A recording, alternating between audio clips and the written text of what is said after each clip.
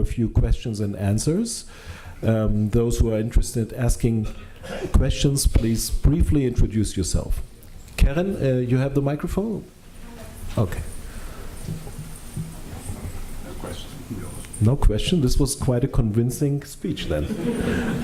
Probably didn't have too many to commit.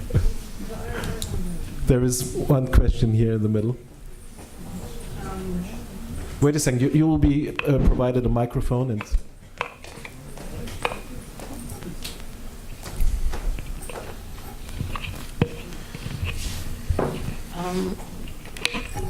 Hello? Yeah? Okay. So you were emphasizing... Could you briefly introduce yourself? I'm sorry. Sorry? So we know who you are, please. It's Naomi McNally from the US, even though I was born here. Okay, so you were emphasizing the importance of Jerusalem as a city for all nations or for other nations. So are we in the fantastic times that Jerusalem today is holy for the Christians and holy for Islam? We claim it to us. What I'm trying to say, for me growing up, Jerusalem is mine. That's very limited and narrow way of looking at it. And if we say, no, it's for all nations, is that the best of times that Christian from all the worlds and Muslims also claiming it? Well, that's it. So is this on? Do I need to press anything? Push? It should be on, otherwise feel free to use it. You have echoed what I was basically trying to say. So, and of course it would be disingenuous and I would say seriously irresponsible to suggest that we have reached an idyllic state with regards to Jerusalem today. There is still a great deal of suffering in Jerusalem. There are still a lot of people who are not able to realize the fullness of their human dignity through, in most cases, no fault of their own. But these are consequences of the ongoing conflict. So until this is resolved and people are able to all live in a sense of the fullness of their dignity in Jerusalem, we are still a long way away from it. I also sort of hinted, I didn't want to get into anything profoundly political here. I also wanted to suggest, precisely as you are echoing, that part of the problem is the attempts of people to express exclusive relationships. And that Jerusalem is more than any one particular community's embrace. On the other hand, when you look through history, if you haven't read Sebag Montefiore's biography of Jerusalem, I warmly recommend you to do it.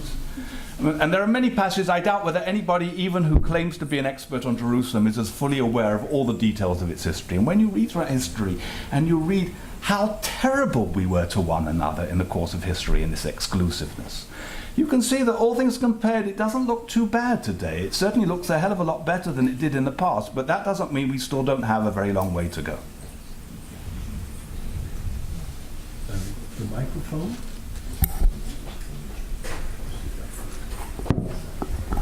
First row, the lady in red. My question is whether... Could you briefly introduce I'm Pnina Shovit Baruch. The new vice president. New vice president. Thank you. My question is whether the centrality of Jerusalem throughout the years wasn't part of a way to keep the Jewish people together while they were in exile, and putting up a certain place, praying there, talking all about the same place, kept the Jewish people as a people. But once Israel is once we are here back in Israel, the continuance of putting so much emphasis on a place and its holiness instead of maybe working more on the people themselves and their values, shouldn't there be some kind of refiguration of the importance of a place in comparison to the importance of other values that are part of Judaism? I think that's a very important point, and of course I wasn't asked to address that. I was asked addressing Jerusalem's significance in the course of history. But you will never find anywhere within rabbinic literature any suggestion that love of Jerusalem is shkula keneged kol mitzvot, equal to all the mitzvot. It is certainly not described as the most important of principles. Loving your neighbor as yourself is. And the ethical principles of Jerusalem are always highlighted above all the others and are seen as the most important principles of all. Of course, being a good human being is not all there is to being a Jew, but you cannot be a good Jew if you are not a good human being. And therefore, the humanistic content within Jewish tradition is the most important of all to emphasize and highlight. And if we highlight Jerusalem at the expense of the humanistic values of our heritage, then we betray Jerusalem as we make it a tool for destroying the highest values of our own heritage itself. Very important. Vice President Daniel Reisner. Yeah, thank you, Nathan. I realized this was not the topic you were asked to speak about, but I want to piggyback on your comment about the centrality of Jerusalem to Judaism and the fact that there have been attempts to monopolize Jerusalem. So I would be very interested in hearing your short perspective on what I perceive to be an attempt to monopolize Jerusalem within Judaism for certain parts of Judaism.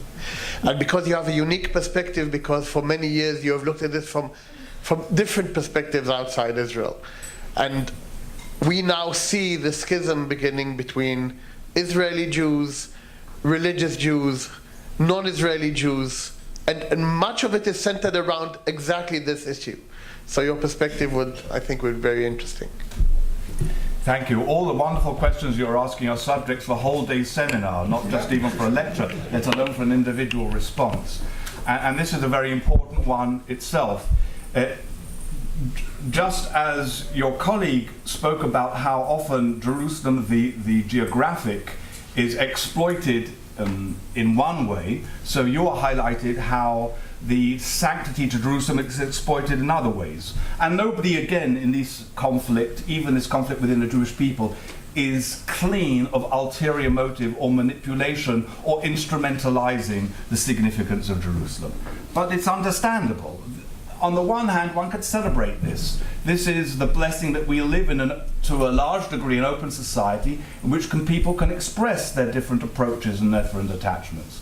But it is, I think, quite tragic for the Jewish people that we have a situation in the state of Israel of where there is pluralism, there is religious pluralism. That's reflected by the fact that I have Father David Neuhaus on my left, and I was meant to have Sheikh Kadi Zachalka on my right, or either way, whichever it was meant to be. And I would say in some respects Israel, not totally on her own merits, often in part thanks to the practical wisdom of the Ottomans before us, has managed to maintain a very healthy system of religious pluralism. But it's an irony that in the state of Israel you have religious pluralism but you don't have Jewish pluralism. And moreover, I, as an Orthodox rabbi, believe that a truly pluralistic society would be good for orthodoxy. That in fact the monopolies that exist at present within a society are totally counterproductive to the most sublime values and interests of orthodoxy itself. But unfortunately, that's not a typical voice within Israeli Orthodox society. And unfortunately, that's not unusual, because throughout history, like my experiences, especially in South Africa, but even to a degree in Ireland, is that people do not voluntarily relinquish monopolies that are granted to them. And therefore, when we come to these issues that you're highlighting, where do we need to point the finger? In my opinion, it's not at those who play the democratic game to be able to exploit it to the advantage of their own particular community. It is at those who represent the majority who facilitate that exploitation.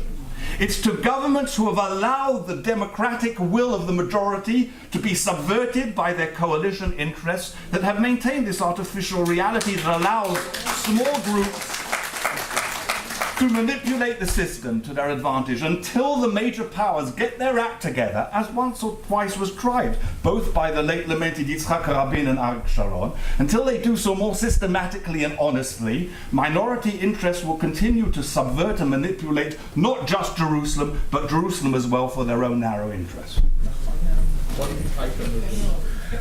So thanks again, Rabbi Rosen.